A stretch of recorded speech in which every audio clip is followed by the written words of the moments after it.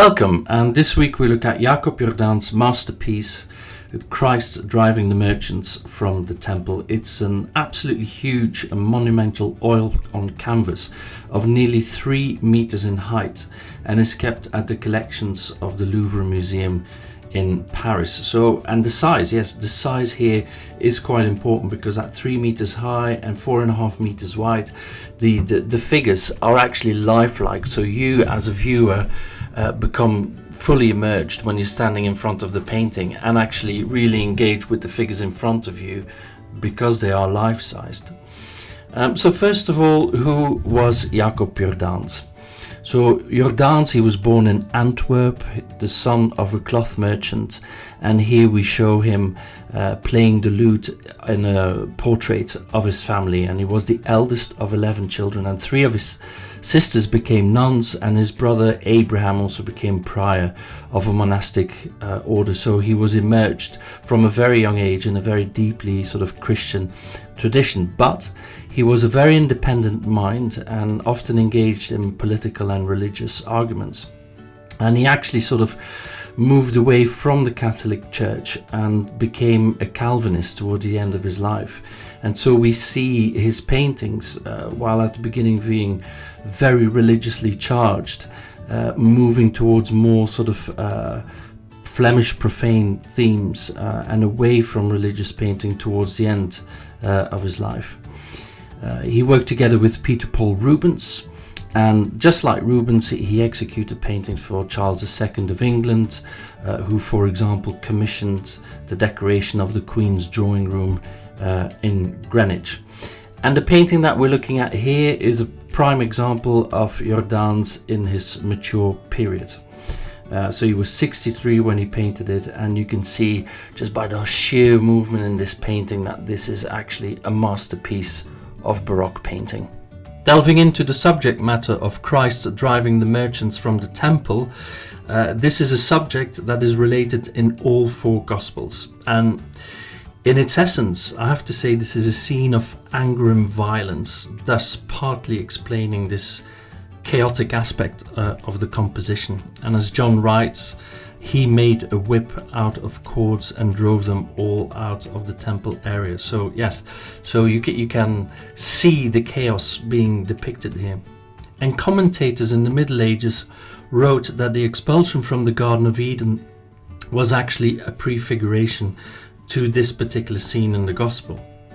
And this theme became increasingly popular amongst artists in the 17th and 18th centuries, lending itself to exuberant sort of genre scenes. Especially Baroque painting is all about drama, and so this passage of the Gospel is all about this sort of like drama, and one can really visualize Christ walking into the temple and driving them out. And Jacob Jordaens used the subject matter as an excuse to paint a lively market scene, very much in the Flemish tradition. And here we see all sorts of animals, birds, chickens in cages. We even see a lady carrying a basket with vegetables on her head, donkeys, oxen, and that combined with the way that flesh and muscles are being depicted very much reveal the influence of Jordaens' master Peter Paul Rubens.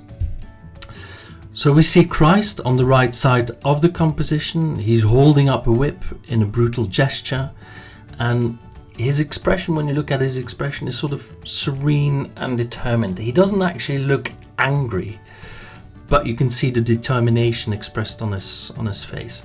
And then at the center of the scene, we see one of the money chargers falling off his armchair in an attitude of panic and fear, and he seems to be falling almost out of the canvas, thus inviting the viewer into the scene.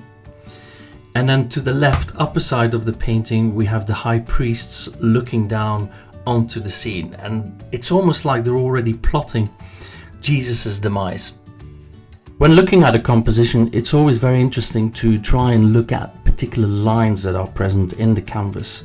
And so despite its apparent chaos, the composition was carefully studied by Jacob Jordaens, and the painting here features not just the 21 characters, but all these characters are placed on 6 horizontal bands which one can see fairly clearly actually once you notice it. And then in the background, the architecture, which are the arches, the columns, etc., structures a space vertically. So we have this wonderful contrast of the figures placed on horizontal bands, and then the architecture sort of taking us up in a vertical way. Then the other clear line that we can see here is actually instigated by the whip held by Jesus. And that forms a diagonal line, which again introduces movement into the composition. And that line you can see going from the top of the flowers on the lady's head through to the whip, all the way down to the dog and to the bottom. And it sort of almost divides the canvas exactly in two.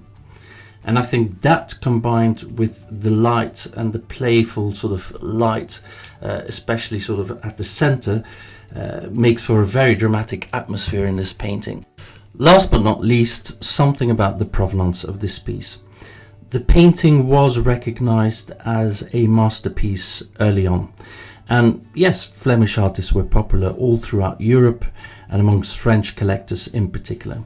And this piece came to the attention of King Louis XV of France. And here we're looking at a portrait of Louis XV, painted by Hyacinthe Rigaud, painted in 1730. And so Louis XV took great interest in Jordaens' work, and he managed to buy this very painting in 1751.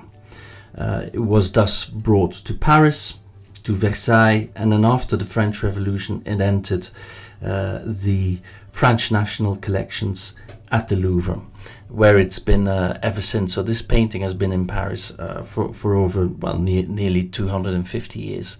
So thank you very much for watching this week's video, and we very much hope you enjoyed it. Thank you. Goodbye.